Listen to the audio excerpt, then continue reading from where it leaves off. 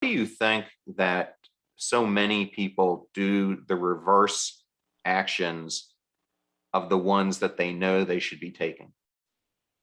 Because I think that's a real problem. Yeah, absolutely.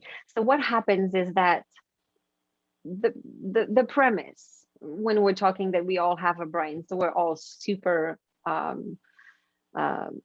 powerful, right? And we have everything that we need inside.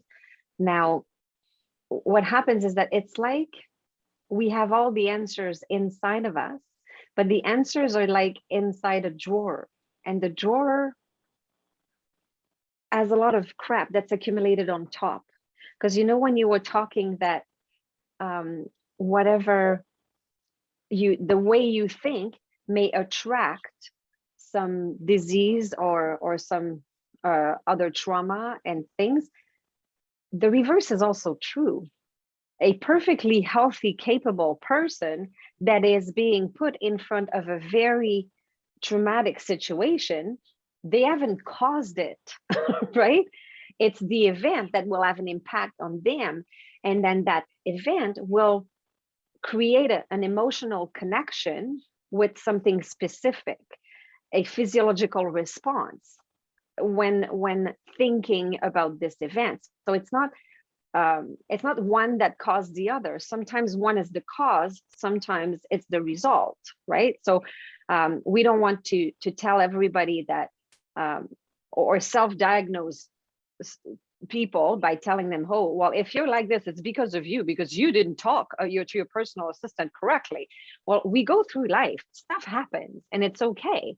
So there are some processes that we can use in order to disconnect the emotional connection from these memories, so that you can move on with your life. So one doesn't necessarily create the other. Now, to get back to your question, because we are resourceful, we are awesome, we're absolutely amazing, and there's a lot of stuff that's accumulated on top, and we know what to do. And you said, why are people not doing what they know they should be doing? It's because they usually respond with what's on top. So you're in your kitchen and you're making dinner, and then your daughter comes behind you and says, hey, daddy, and you go, what? And then you're like, oh, what did I just do? That you wanted to say, hey, sweetie, what can I do for you? Like, that. Why did you say? Because maybe you were in your thoughts thinking about something really stressful that you have to deal with right now, or an event that happened at work, or this jerk that cut you off on your way back home on the highway and that put everybody's life in danger, or whatever it is. We respond with whatever is accumulated on top. So it's very important to get rid of what's in this drawer, because we carry stuff with us every day, all the time, and it's just normal. It's like going to the dentist, right? Everybody goes to the dentist because everybody eats food gets stuck, and it's normal. Like, no, you've never told one of your friends, what, you go to the dentist? Well, we don't judge people for going to the dentist. We all eat food, it gets stuck, it's normal. So if you brush your teeth really, really well and floss and do the mouthwash and everything, you're not going to get rid of a cavity, right? You need the dentist, because the dentist has special tools and they'll do a filling. So then you can continue to brush your teeth really, really, really well, and then you'll avoid the next round of cavities, right? Because now you know the good hygiene habits to have. And that's kind of what I do. I'm like a brain dentist that gets rid of the cavities so that you can continue to do what you do, because people that come to me are not dysfunctional people. They're very often highly successful people and very positive people too. But if you have a cavity, you can't just brush your teeth over top and hope it's going to go away, right? So Yes. I realize I have not yet answered your question. Why do people do the reverse? Is because they respond with emotion. And when you respond to an event with your emotion, instead of responding with the answer that's logically at the bottom of the drawer, that's what happens. So very often we're discouraged, or we have got anxiety, or we're in a panic moment.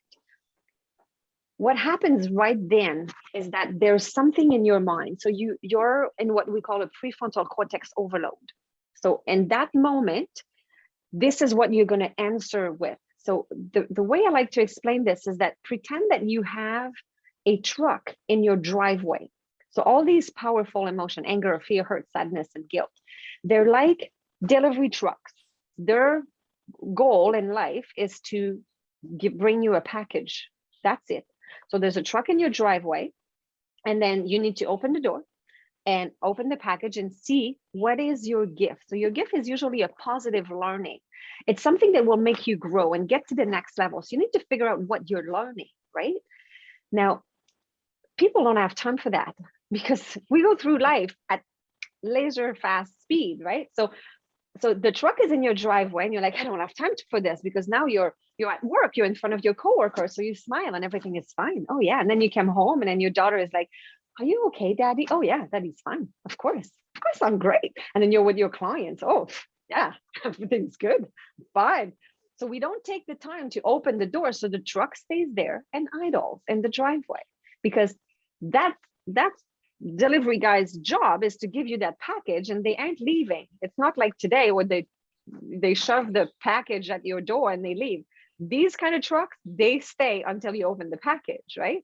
So then another truck comes in, and then another truck comes in, and then soon you're like, oh, I can hardly go by all these trucks to get out of my driveway. And eventually there's so many trucks that you can't even bike around. You have to walk around them or crawl under, and eventually there's not even room for that. There's so many trucks in your driveway that you're stuck.